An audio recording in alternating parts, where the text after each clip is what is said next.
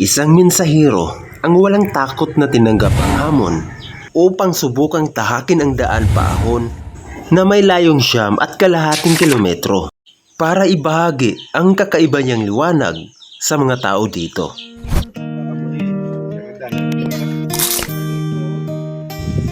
Si Pastor Janry Vallejera kasama ang kanyang asawa na si Ma'am Rutherlyn Vallejera. Siya ay kasalukuyang pastor sa Refuge Baptist Mission sa Hong Kong. Ayon sa kanya, maraming lugar na siyang napuntahan na mas malayo pa kaysa dito. Pero ito lang ang pinaka-challenging na kanyang nadaanan dahil ito ang kauna-unahang experience niya na sumakay sa kabayo. Maliban dyan, may mga pangyayaring pilit na humadlang upang hindi kami makapagpatuloy sa aming paglalakbay. Una, pagsakay pa lang ng motorcycle ni Pastor John Ray, na flat ang gulong sa bandang likuran. Kaya dali-dali namin kinuha ang improvised na air pump, pero kinain ng aso ang wire upang hindi magamit. Mabuti na lang, mayroon akong dalang maliit na manual air pump at naayos ang problema at nakaalis kami ng 4:00 ng madaling araw.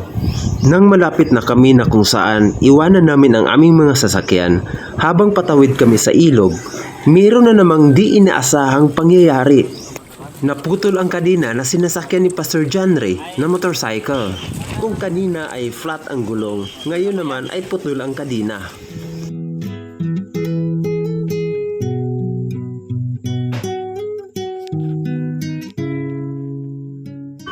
Dumating na kami dito sa Istakahan, kung saan dito nakatayo ang HJBM, Higher Ground Baptist Mission.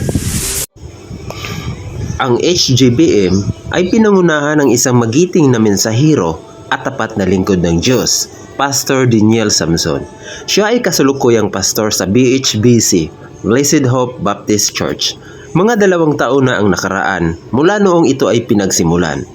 Dahil sa layo-layo ng distansya at hindi kayang hatiin ang nag-iisang katawan, kaya God provided a missionary pastor, Pastor Jumar Medis, to work in the mission.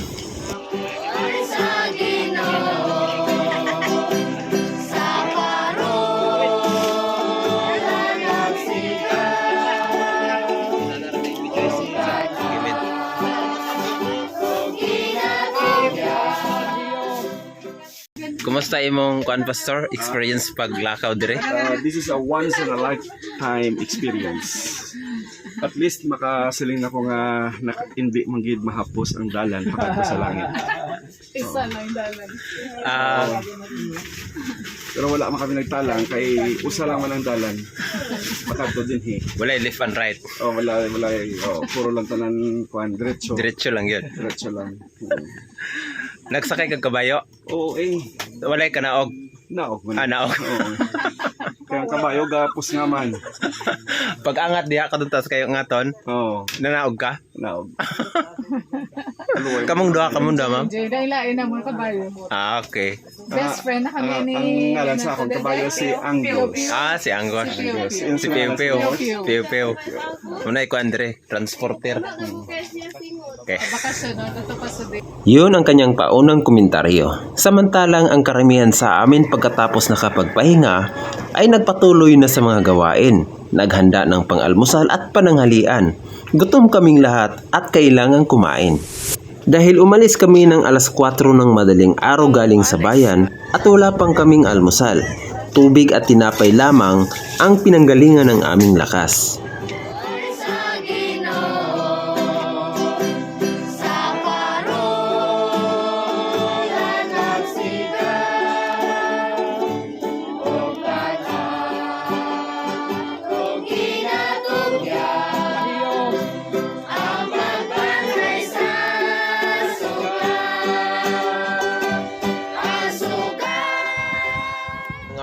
Manok na ay manok diri nga Bisaya.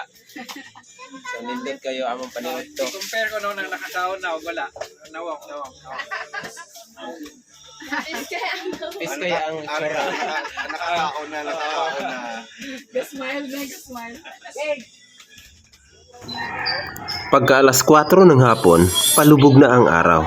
Kaya masayang naglaro ang mga young people. Ang iba naman ay busy rin sa paggawa ng mga decoration. Sa kubo banda, nandoon rin ang mga tagaluto. Busy rin sila sa pag-slice ng mga karni at pangsahog nito. Dahil ang goal namin ay 6 PM pa lang ay dapat nakakain na kaming lahat para maagang mapagsimulan ang programa. Oo nga pala, nasa labas ako. More or less 100 meters ang distansya mula sa HGBM site. Dito sa posisyon ko, kitang-kita ang paralan ng elementarya sa Istakahan. Lahat ng mga young people na taga dito ay nakapag-aral dyan. Ito si Nong Anselmo. Hindi lang siya eksperto sa paggawa ng kubo, kundi eksperto din siya sa pagluluto. Sa okasyong ito, siya ang tagaluto sa lahat ng panahon. Maraming nagboluntaryong tumulong upang mapadali ang mga gawain. Dahil pagsapit ng alas 6 ng hapon, bago mag alas 7 ng gabi, kailangan ready na ang lahat.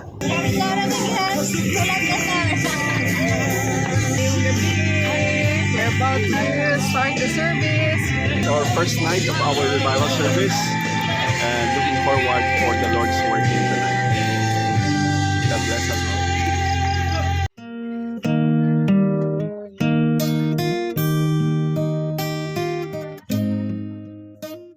Paglaila sa ato nga dinapit nga susulti, dili kayo na ko ni kaila. Wala ko'y kasulti kay dili ka kaila.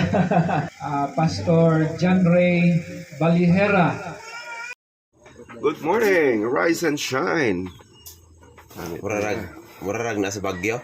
Oo, aralan ta sa Banawi, rise to recess, tanaw bala to, ho? Oo. Yeah. Look at the view there, oh. Na we are surrounded by the mountains and the green grass of home. Pangalawang araw, April 14, 2024. Ang kabayong ito ay si Angus. Ito ang sinasakyan ni Pastor John Ray paahon papunta rito. At ngayon, sa umagang ito, meron silang sunduin kasama si Aljon, isang gwapong lalaki na kapatid ni Altrin. At si Flor naman ang kanilang kapatid na babae. Ang kanilang ina ay lumisan na, 2 taon na ang nakalipas. Si Brad Wilson naman ang kanilang ama na siyang nag-alaga sa kabayong si Angus. Sa umagang ito ay luto na ang lahat ng mga ulam, maliban na lang mamaya pag meron pang maisipang lutuin. Maya-maya dumating na si Angus na sinasakyan ni Prilin at ni Eunice. Si Sir Joel naman ay naglakad lang kasama si Aljon.